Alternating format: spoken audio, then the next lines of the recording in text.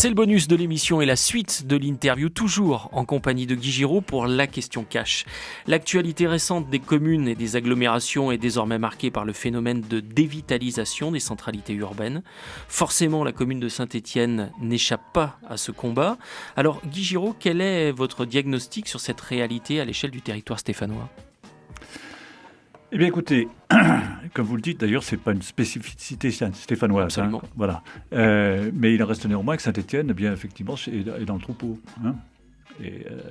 Alors, avec toute l'expérience qu'est la vôtre, vous avez vu justement cette transformation, cette métamorphose de l'hypercentre, sa fréquentation, peut-être son offre commerçante. Quel regard portez-vous ?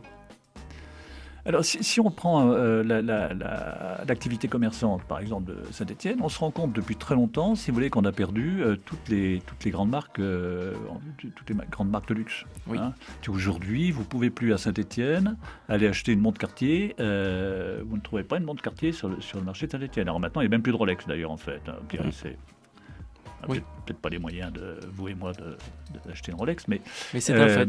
C'est un fait, voilà. Donc on n'a pas, il y a plus de marché de luxe. Vous ne trouvez pas Hermès, ça n'existe pas, etc. Donc ça, c'est un phénomène, qui n'est pas nouveau. Hein, voilà. Oui, mais qui s'est amplifié. Mais qui ne s'est pas amélioré, en tout cas, oui. Hein, oui. Voilà. Hein. Donc, on a un marché centre-ville, si vous voulez, un commerce centre-ville, qui manque peut-être de richesse, on va dire ça comme ça, de diversité, j'en sais rien, et d'attractivité de ce fait. Hein, voilà. Alors, justement, l'arrivée du mastodonte Style aux portes de la ville, qu'est-ce que vous en pensez ? Est-ce que vous faites partie de ceux qui trouvent que justement ça aura l'effet boomerang escompté pour redynamiser, rebooster la fréquentation de l'hypercentre, ou qu'au contraire, ça sera plutôt un site de sédentarisation ? Alors écoutez, moi sur ce point-là, je suis tout à fait convaincu que Style sera un concurrent terrible au centre-ville de Saint-Étienne. Oui.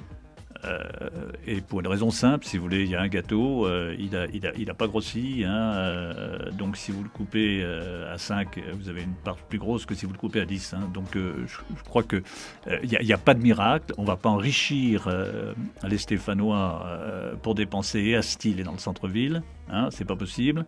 Hein, ce qui dépensera sur Style ne le dépensera pas sur le centre-ville. Hein, je crois qu'il faut que les choses sont claires. En plus, il y a un phénomène d'attractivité qui va être énorme. Hein, parce que ça paraît beau, hein, ce qui est en train de se faire. Oui.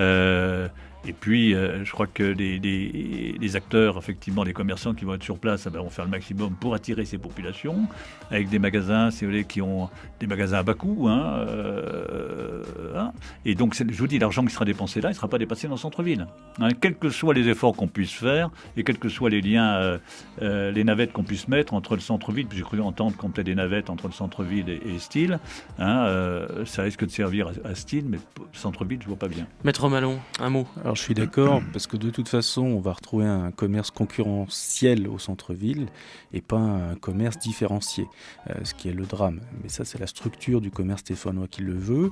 Les petites boutiques qui subissent de plein fouet la concurrence Internet ne résisteront pas davantage à la concurrence du Style. Je pense... Alors pour rajouter une chose, c'est que le commerce tel qu'on l'a connu autrefois, on ne le reverra plus. Il ne faut pas rêver. On ne va pas revenir dans les années 50, dans les années 60. Exact. Ça, il faut y faire une croix dessus. Il faut réinventer un commerce de proximité qui n'existe plus. Alors justement, le projet des halles gourmandes à Saint-Étienne, bonne nouvelle ? C'est une bonne nouvelle si ça marche. Vous êtes... Mais non, mais le problème, si vous voulez, c'est que c'est au moins la troisième fois, si vous voulez, qu'on transforme ce site, et on va d'échec en échec. Alors, ok, hein, moi, je veux bien. Je veux tout, moi. Quel remède, alors, à apporter, peut-être, pour revaloriser, en tout cas, cet hypercentre ? Des sous.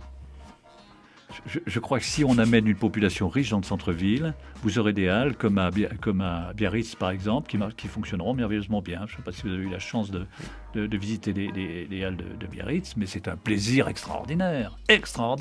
Voilà. Mais par contre, vous avez une clientèle qui dépense. Hein, voilà. Donc je souhaite que les halles marchent, hein, parce que en tant que vieux Stéphanois, si vous voulez, c'est quelque chose de sympa, hein, c'est vachement agréable. Je me souviens avec François Dubanchet, d'ailleurs, on avait réaménagé les sous-sols pour faire une brasserie. Je parle de ça dans les temps, puisque François est décédé. Bon. Mais donc nous aussi, on y a cru à l'époque. Mais aujourd'hui, je dis oui, j'espère que ça va marcher.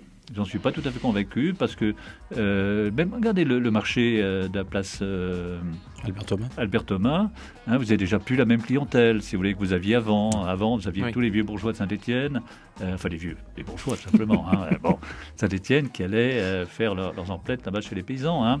Aujourd'hui, ça commence. Il y a moins de fréquentation. Il y a moins de fréquentation, puis ça commence à devenir un truc banalisé, on va dire ça comme ça. Voilà, donc ça, c'est une réalité de Saint-Étienne. Il faut ramener d'argent. Et pour revenir sur Style, Maître Malon le disait très justement, le commerce actuellement de Saint-Étienne, qui est un commerce, si vous voulez, de choses basiques, on va dire ça comme ça, de tout venant, voilà, va se trouver en concurrence directe avec les mastodontes qui vont s'installer à Style. Sur la zone, oui. Voilà. Vous auriez un marché de luxe, je parlais du marché de luxe tout à l'heure sur Saint-Étienne, vous auriez un pôle de luxe, il continuera à fonctionner. Hein, Style ne viendrait pas en concurrence. Tandis que là, vous avez deux marchés, si vous voulez, qui sont exactement les mêmes. Donc vous allez avoir... Donc forcément... l'un au détriment de l'autre. Voilà, l'attrait de la nouveauté, l'attrait de prix, parce que je pense que ces grands groupes vont se battre sur des prix. Et très sincèrement, je pense que le centre-ville va prendre un grand coup sur le nez. Oui, c'est sûr. Enfin, c'est mon sentiment. Voilà, c'est la fin de l'interview. Merci Guy Giraud pour toutes vos réponses. Je vous en prie. À très bientôt pour parler d'IMO.